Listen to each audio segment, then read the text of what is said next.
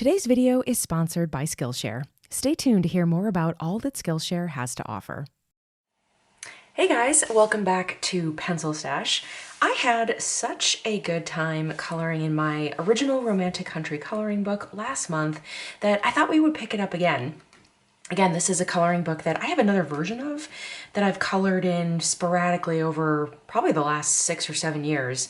And I thought it'd be fun to actually recolor some pages. So I bought a brand new, fresh copy of this book. And speaking of redoing some pages, I thought it would be really fun to take a page that I've done previously and do it again. So we're doing this page, and if you guys are longtime PencilStash watchers, you guys might remember this Manor page. It was actually one of my earliest PencilStash videos. I think it was from maybe October or November of 2016. So that was about 5 years ago. And if you want to watch an early, super cringy episode of PencilStash, it's actually broken up into 5 episodes, so feel free to go back, watch those, be sure to laugh at me in the comments, and I want to see what my coloring has sort of progressed to be 5 years later. Now, the catch is, I'm not going to look at that old page. I haven't seen that page in a long time. I just kind of know it's there. I recall, some things about it. Like I know that the house itself is kind of a beige color. I think the door is blue, if I recall correctly. I think the bricks here are gray. But like other than that, all the details, can't remember a thing. So I want to see how far I've come in 5 years, just kind of applying new techniques, new skills, new stylistic choices, and I think it'll be really fun. So if you're interested, stick with me.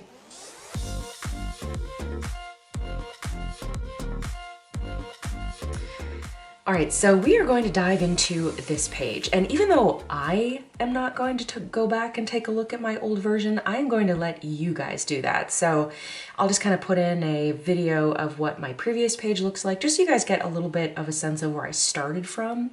At least 5 years ago, that's kind of what my coloring style looked like. And we can kind of go through and choose differently, or maybe I'll choose exactly the same. I'm not sure. I am a creature of habit, so I am kind of curious like what kind of comes out very similarly and what is different. So I think the first thing I really want to do is I love the sort of tree here that's kind of coming up in front of / onto the front of our door here. And I actually want to incorporate that maybe into some additional kind of vine work on the house itself. I'm from Chicago, I live in Chicago, so think like ivy on brick, Wrigley Field. Growing up, my grandmother had a 6-flat and her building had ivy growing up and it was so pretty. So I think that would be a really nice kind of fun addition to our page here. And don't forget that you can kind of add in elements that aren't there. Just because the coloring book artist didn't draw in the ivy doesn't mean that you can't. So let's go ahead and grab some colors and we'll start there. All right, so I've pulled a couple of greens here. I don't want to go too crazy with number of colors. So I've got dark green, olive green, lime peel, one of my personal favorites, and then peacock green. And I think the first thing I want to do is actually kind of go in with my lightest color. This is lime peel, and just sort of like really lightly sort of sketch out like compositionally where I want my vines. And I'm not too worried about like the brick or the wall color underneath. It's not something that I can't go back in later and just kind of work around. So I think what I'm gonna do is maybe just sort of draw in some kind of placeholder shapes, and I might even just do some like circles right now just to kind of act as like my leaf shapes, just to sort of build this in here. And then we can kind of go back in and refine these shapes. I'm just doing a little spot here just to kind of show you guys what I think my process will look like. I never have like a really well thought out process in my head before I start. I just kind of jump in and see where it takes me. And I do like jumping in conservatively. Like if I had jumped in with my darkest color, that's a little too much for me. I'm definitely a kind of sketch it out with my light colors first and just kind of see how it goes. And then build off of that. Now I definitely like this kind of in the eaves. I know ivy kind of comes up from the bottom, so I'll definitely be doing that as well, but I'm definitely also going to try to kind of incorporate it kind of up here at the top as well, just because it's so much more visual part of our page. So we'll have some vines coming off here, and we have to fill this in. Like ivy is one of those things that, you know, definitely kind of ends up filling it in like a wall. It doesn't tend to be something that is sporadic, but I definitely want all sorts of shapes and sizes here. But compositionally, I do kind of want to keep it a little interesting. I could cover the entire wall, but that's a little bit too much. All right, so let's just play with this little tiny area, and then I'll kind of go back in. You guys don't have to watch me do the whole thing. This one is olive green, so I'm just, again, kind of working through the gradient. Build in some veining here first, actually, with this lightest color.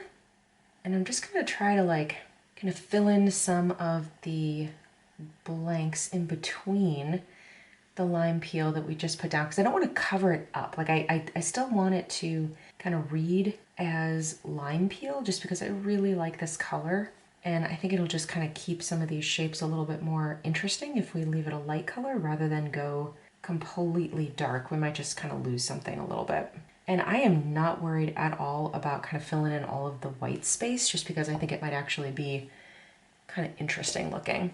Now I am going to go back in with just a couple little kind of dark shapes here, just to give a little bit of variation. Ivy's never just kind of one flat color. And then I'll do the same thing. I might even outline some of the previous ivy, because I really like this color. And I think it'll make my previous shape stand out a little bit more. It's also helpful to maybe pull like a reference photo. I pulled a reference photo of like an ivy leaf shape, just so that I had an idea of kind of what that looked like. And it's very much like a pointed bottom, and then it kind of has this like bat wing kind of coming off of it. So I don't have to be too precise at this point or ever, but I did just want to pull a little bit of an inspo photo, just so I'm making at least the right relative shape. Yeah, and see, my process is just kind of evolving. I'm gonna kind of do the opposite now and actually kind of fill this in with the darker little veins and being very random and just kind of giving little curly Q shapes. Nothing too precise, because they'll just kind of get lost amongst the wall here. And then just to make sure that we're kind of attaching these somewhere, I just want to make sure that we're kind of putting in some of the ivy trails. Now, just for a little bit of variation, let's try some peacock green. And I'm really just going to kind of go in and maybe put this in randomly. Again, I just don't like everything to be one color. And then this one is dark green. We'll try to focus this in some of the areas that are kind of overlapping behind some of the leaves. Okay, I like it. It's messy, it's rough, but I think when it's all sort of on the building and all of the other colors are here, it will sort of come together. And even though it's abstract, you definitely get the sense that this is ivy up here. So let me do a little bit more and I'll be back with you in a minute.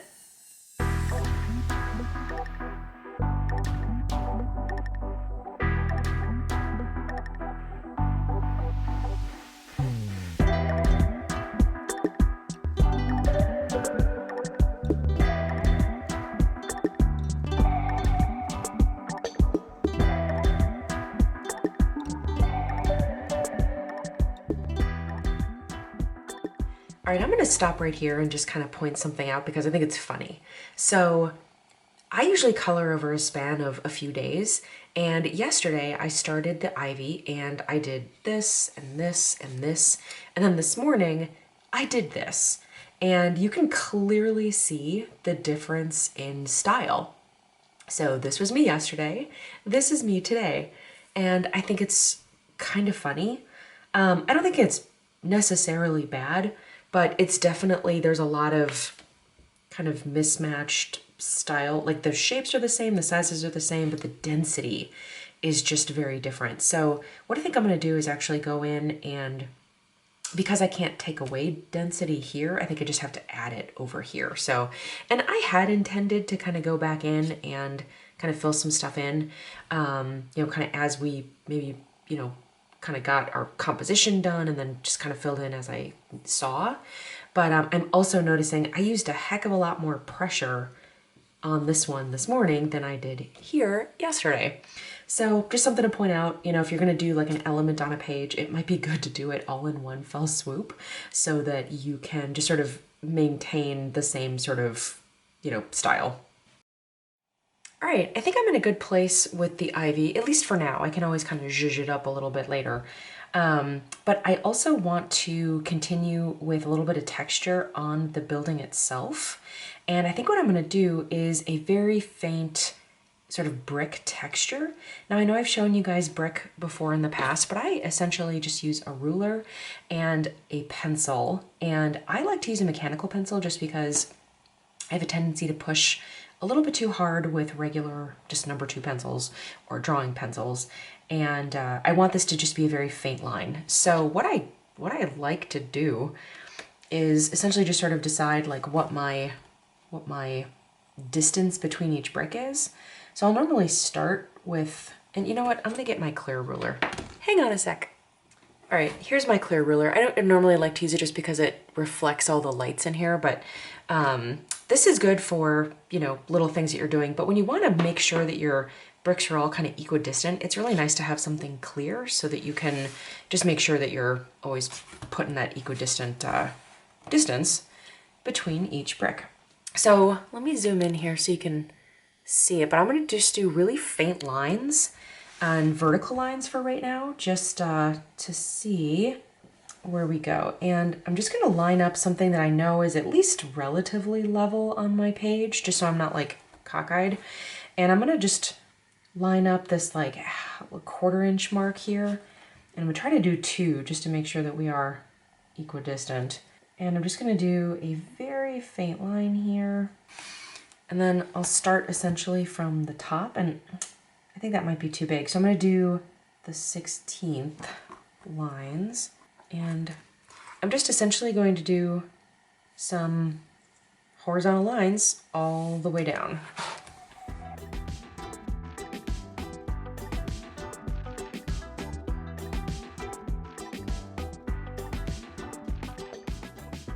I think I've changed my mind a little bit. Originally I was going with this like 1/8 of an inch, 1/4 of an inch distance in between the horizontal lines, but because there's so much going on this page, it was just a little bit too much. So I ended up just sort of doing a 1/2 an inch and just sort of seeing like if I needed to kind of, you know, fill it in with 2 other ones, I could go back in. But I'm kind of liking the more simple approach that this just sort of lens. So maybe we'll just do like a really wide plank sort of horizontal siding here. I think that this will translate well. I think it'll give a little bit of visual interest, but at the same time not be too busy with everything else going on this page. So I'm just going to finish off here and put in my horizontal lines right here, and then we'll color it in. All right, and to just keep it simple, I think I wanna just go with, I don't know. I mean, like a farmhouse, like white and like French grays or something, I think would be really pretty. But I'm just wondering if it kind of goes with the style of our house. That's my only thought. But I think it's still what I want to go with. Maybe like a black and white kind of farmhouse style. I think that might be really cool. And I know it's different from what I did before. And I don't want to just recreate what I did before. I definitely want to do something a little bit different. So let's take some whites and some, I think French grays. I think that'll be just a little bit of like a nice warm kind of hint of like browns in the grays, but not quite warm grays. Let me see what I can find. All right, let's get started on the facade. And I pulled all of my French grays. I pulled like a putty beige and black and white, and we'll just kind of see what we get here. Now, I think the first thing I want to do, I'm not sure I want to go over everything with white. That sounds like a lot of work, and I don't know if I'm going to get much out of it. And I'm just going to sort of show you guys on, again, that side where we've got all the ivy, just so you can see kind of how it's going to interact. And try not to go over your pencil, just because these are just my lines. Like if I had the forethought to kind of know like what I was doing right off the bat, I probably would have even just used one of these other grays that I had pulled, maybe like one of the darker grays, but I wasn't quite sure. And just to make sure that I could erase like really nice and you know, consistently, I wanted to do something that was more erasable. So I used regular pencil, but when you go right up over it, graphite has like a really weird kind of smudging effect. So I don't want to pull too much of that into the rest of the page. And yeah, I'm gonna do this one too. And I don't even know if this is showing up, but it is just giving like a very, very light gray kind of appearance, like almost a white, but just a little bit of color. All right, so that was 10%. Now let's go into 20. And I'm essentially just going to kind of rough up some areas here, maybe like under the eaves a little bit, just to kind of give it that lived-in appearance, but not too much.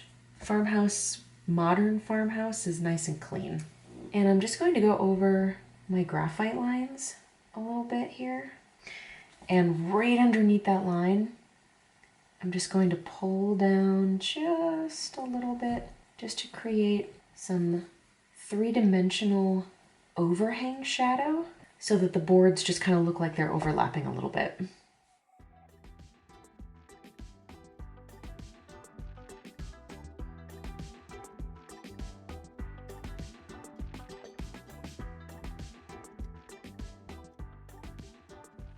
All right, I am liking how this is coming out. So I would like to introduce and just kind of test a black trim around the windows. So in order to do that, I don't just want to use black. I want to use a couple of different colors. So this is 70% cool gray. I think it's going to be my base sort of undertone. And then I'll again use the 90% French gray and black, and we'll just sort of see what we get. And what I'm going to do is just put down an overall layer of this 70% cool gray. All right, now I'm going to switch to 90% French gray. And I'm really just going to sort of go over this in a way that just sort of blends the base layer that we just put down and this color together, just to kind of soften it a little bit and combine these. So I'm essentially just layering two colors together to make a third. Like very strategically darken certain areas along here at the top. And I kind of like the light maybe coming in from this way, just because we've already kind of established some light here on our windowsill. So, and again, it doesn't have to be perfect. I just wanted a little bit of color differentiation, just because just plain black just ends up looking really flat and just kind of boring. Now, because I just cannot help myself, I'm going to use my white gel pens to just sort of create a little bit more of a highlight.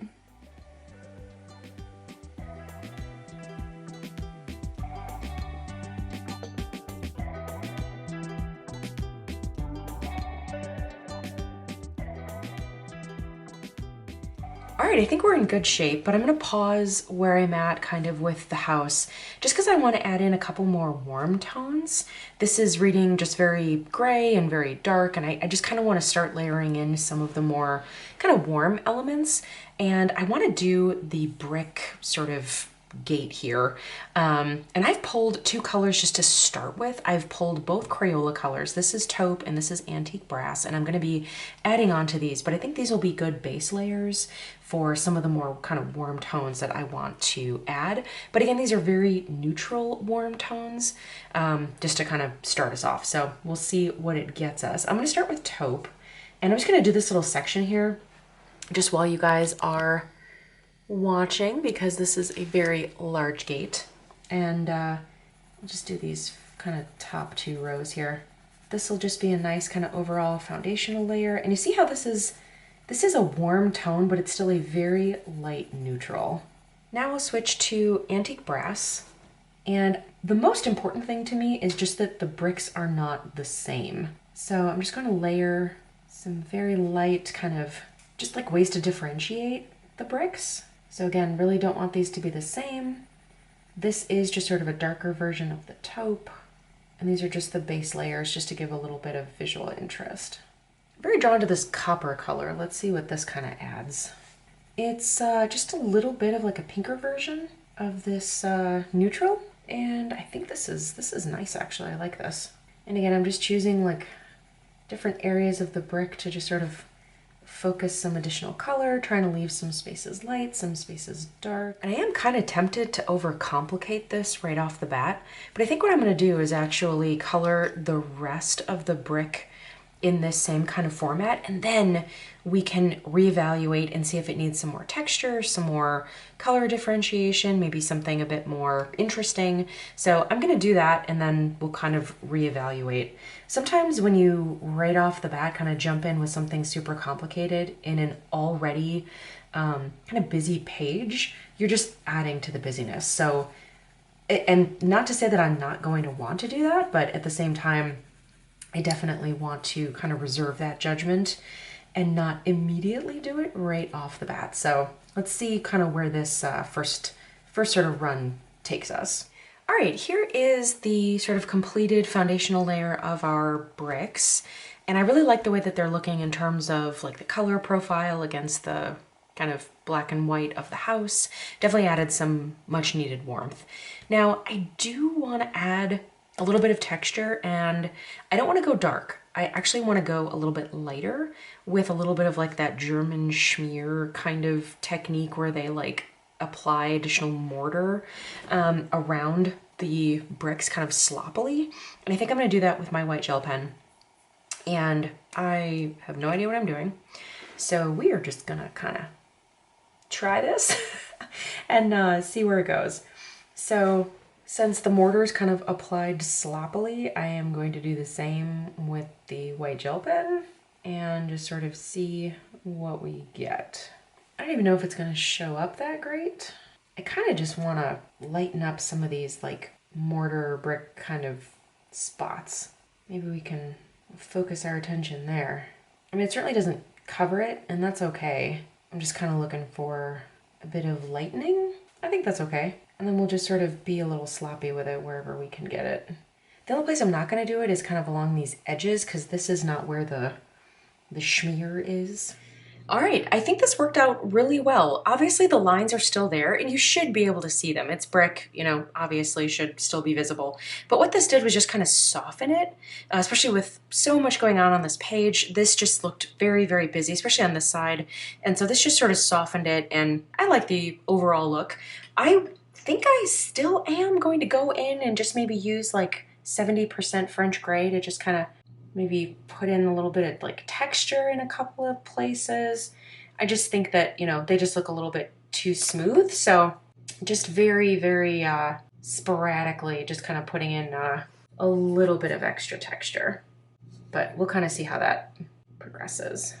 I don't think it needs much. Right, we are continuing to move in a good direction. I'm really happy with the way that things are coming out. I added some blue to the sky. I put in a little bit of reflective color in our glass.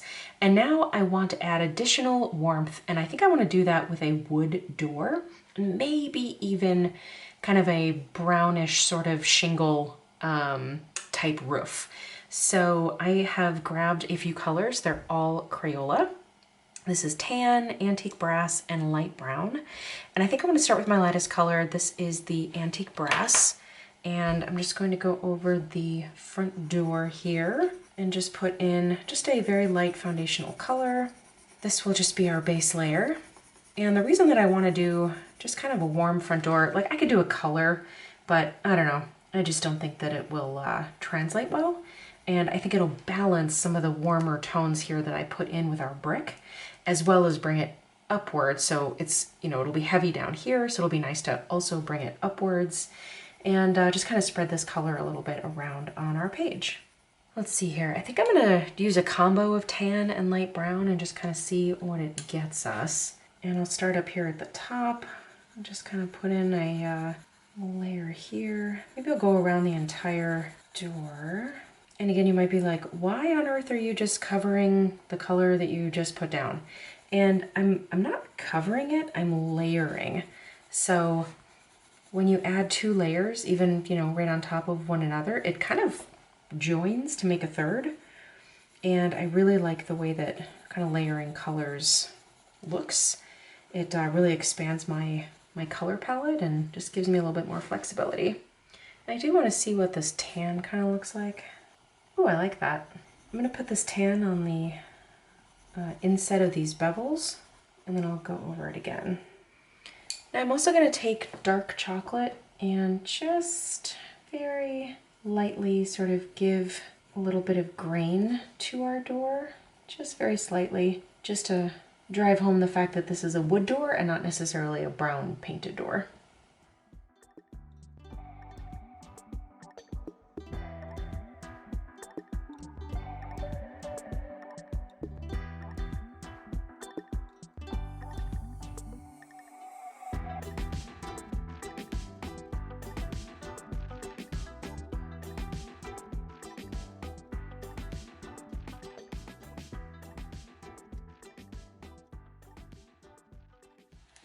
All right, I think I'm finally done. I'm really happy with the way that it came out, and I am very curious how it kind of stacks up against the previous version that I did 5 years ago. So I'll be right back, let me go grab that. All right, I have both, and let's kind of take a look at them side by side here. So here's the one that I did today, and here is the one that I did 5 years ago. Now, the first thing that kind of strikes me is that there are some elements that I actually like better over here, which I'm kind of surprised by. You know, you kind of think that you grow as a colorist, as an artist, and I really like the house better on this one. I love this like golden kind of color.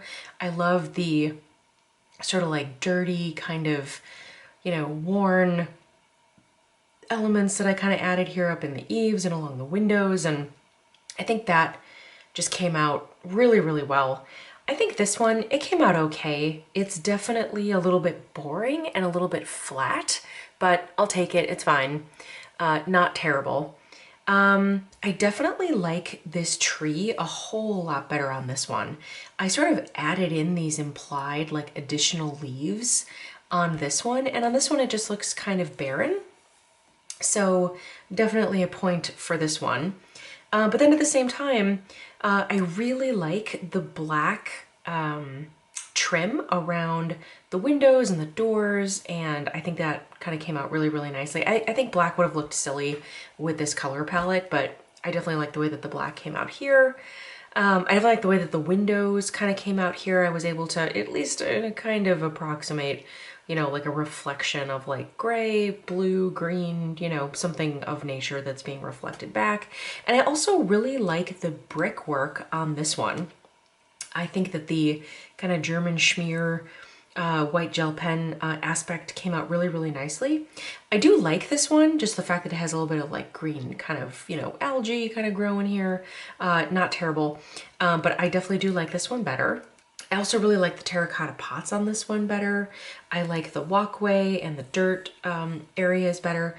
But my favorite part about this is definitely the ivy, which is kind of what kicked off this page. So I'm glad that that really kind of translated. I think that if I didn't put the ivy here, it would have made the flat sort of just, you know, horizontal siding here just a little bit more boring. So definitely really, really glad that I did the ivy. It really kind of brings this a little bit more to life. But it also kind of, I think, makes this kind of stand out a little bit more as kind of boring. So a little bit of a double-edged sword there. I also really like the door. I like the brown door, but there is something that I love about a blue door. It's very Doctor Who, which was very much 5 years ago for me. So overall, I really enjoyed kind of doing a page 5 years in between, not really knowing what the previous one looked like. That was a lot of fun. Definitely would do this again.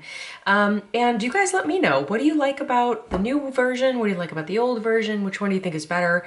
I'd love to hear what you guys have to say down in the comments. So thank you so much for joining me today. We are going to be hearing a little note from our sponsor of today's video, which is Skillshare. Definitely check them out. Really appreciate the sponsors for the videos. They really keep the lights on here. So if you want to do something for the channel, definitely go check them out. If you don't, just, you know, give me a thumbs up, leave me a comment down below. Really appreciate, you know, any engagement that you guys want to give. And I will see you guys next time. Happy coloring! Thanks again to the sponsor of today's video, Skillshare. If you liked learning from me today, you'll love learning from all the talented creators on Skillshare's platform. Skillshare is an online learning community for creators with more than 28,000 classes in design, art, business, and so much more. If you want to improve your knowledge on any topic, Skillshare has a class for you. Like this class. This is Storytelling for Leaders, How to Craft Stories That Matter with Keith Yamashita. Now, in my line of work, being able to tell engaging stories is essential. So a course that helps you hone those skills can be so valuable. Now, Premium Skillshare membership gives you unlimited access to classes, communities, and workshops that are just right for you and your learning goals. So join the millions of students already learning on Skillshare today with a special offer just for PencilStash viewers. The first 1,000 people to click the link below in the description will get a 1-month trial of Premium Skillshare membership. Now, with all the growth potential these classes have to offer, this is a fantastic investment in yourself and your personal development. Act now for this special offer and start learning with Skillshare today.